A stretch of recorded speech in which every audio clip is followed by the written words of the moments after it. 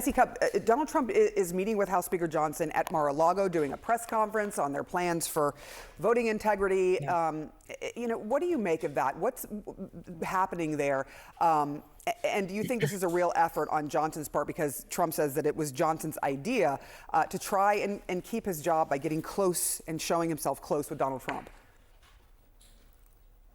Yeah, there's a couple things happening here today. I want you to remember when Mike Johnson gets up and implores his House conference to get to work and become functional again, and says he just wants to solve problems and do what's right for the American people. Do not believe him, because this has nothing to do with helping constituents. This has nothing to do with keeping the Republican Party functional and in order and doing their jobs. This is a campaign stop.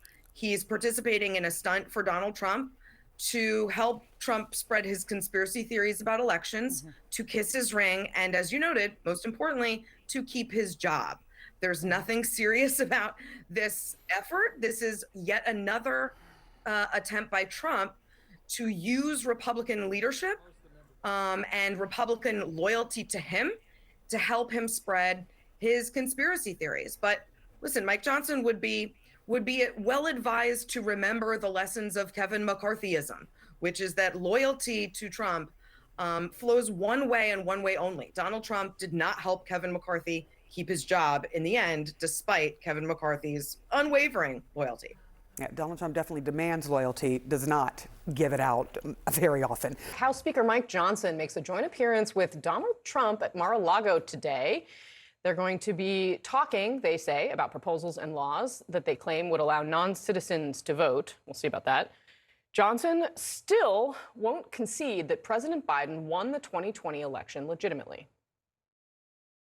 Do you recognize that President Biden won the 2020 election? Can you just put that aside as an issue? President Biden was certified as the winner of the election. He took the oath of office. He's been the president for 3 years. The Constitution was violated in the run-up to the 2020 election.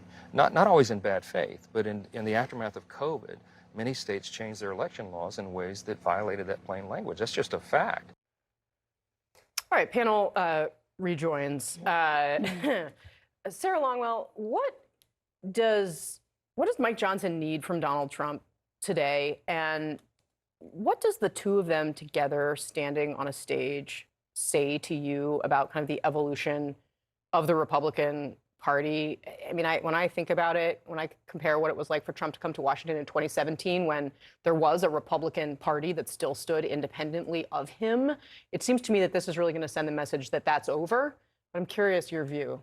I mean, it's kind of been over. But here's the thing about what's happening right now is that Mike Johnson and Marjorie Taylor Greene are they're in a fight with each other, and they're running to the ref, Donald Trump. They're running to the big guy to see who he'll back in this dispute over, passing a bill to fund Ukraine. And Marjorie Taylor Greene, she wants to be like Trump's right-hand person, just like Kevin McCarthy. She's part of the new MAGA establishment.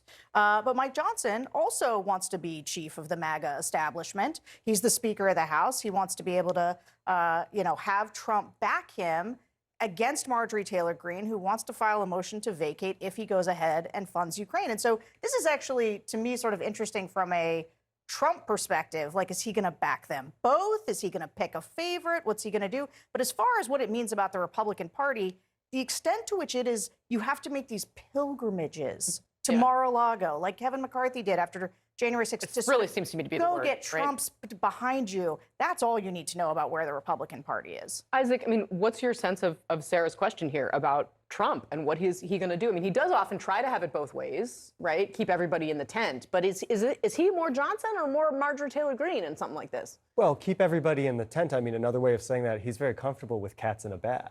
And loyalty goes one way with Trump. I mean, we all remember Kevin McCarthy looking through the Starburst to pick out Trump's favorite flavors, and that did not rescue Kevin McCarthy when it was time. So this helps Mike Johnson today.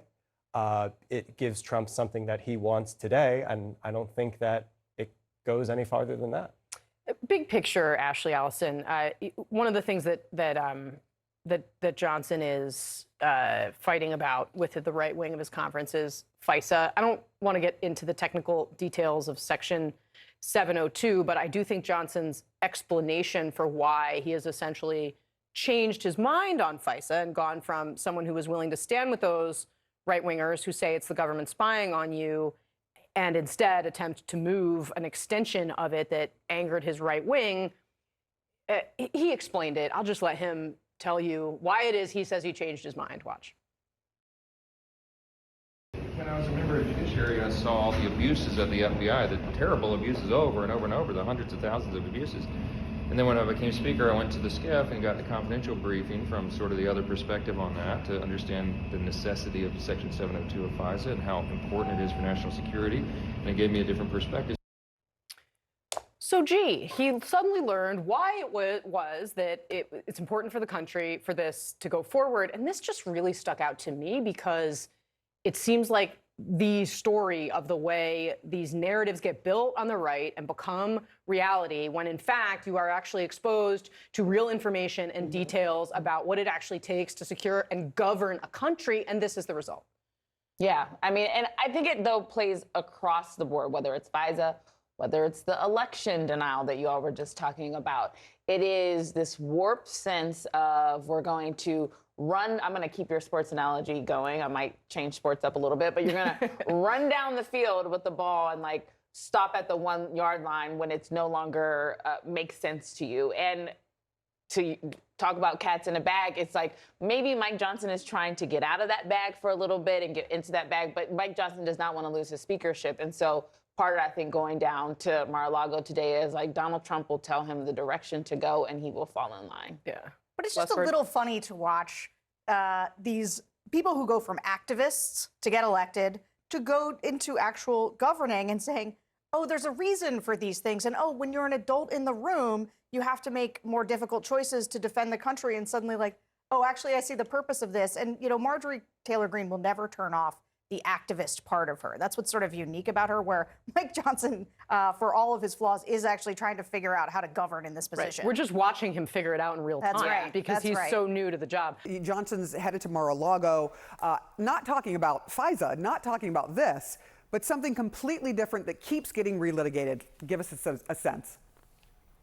Well, that's exactly right, Sarah. Mike Johnson is heading to Mar-a-Lago in part to emphasize his close ties to the former president as he faces this threat from some of his House Republican colleagues to strip him of his speaker's gavel. Now, I am told from some of Donald Trump's senior advisors that the goal of this event today is to really focus on what they are calling so-called election integrity. And part of that is really this emphasis on state proposals and lawsuits that would allow ultimately non-citizens to vote in the election. But I want to be very clear here, Sarah. There is already a federal law in place that bans non-citizens from voting in elections. But this is really something we've seen Donald Trump and Republicans focus heavily on ahead of November. It's this idea, something that Donald Trump has claimed repeatedly in the past, that undocumented migrants are coming into the country to play a part in the election, to potentially vote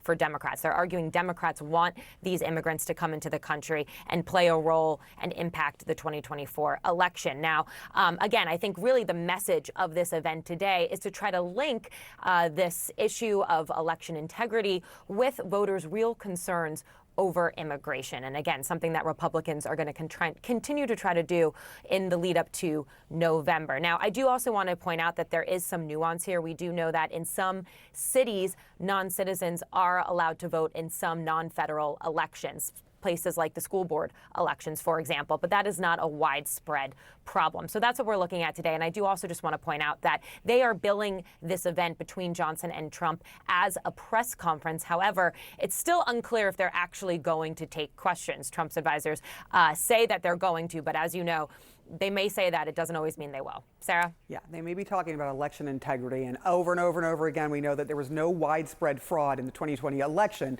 But we know that Johnson is also worried about his job, so we'll have to see what happens there.